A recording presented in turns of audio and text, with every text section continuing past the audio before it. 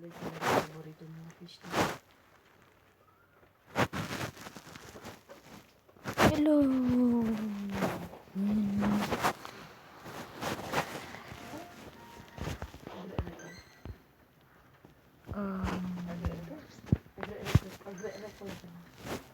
Ito yung top 7 ko.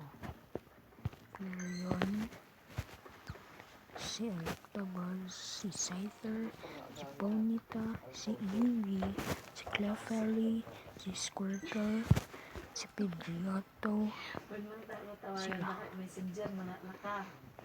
Dito na Pokemon ko, tsaka may nag-i-incubate na level 8 na ako. Andito ako sa clean water. Yeah. Need to find more Pokemon and always do 106 Pokeball. So, the thing is, kapag level 1 ka, meron kang dalawang incense. Yung incense na yun, pag gamitin mo yun para malure yung mga wild na Pokemon na hindi mo nakikita sa'yo.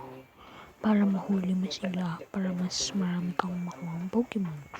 Pero wag mong sasayangin yun. Dapat level 3 ka muna kapag mag-i-incense ka. Kasi it's worth it. It's even more worth it kaysa yung mag-ano ka.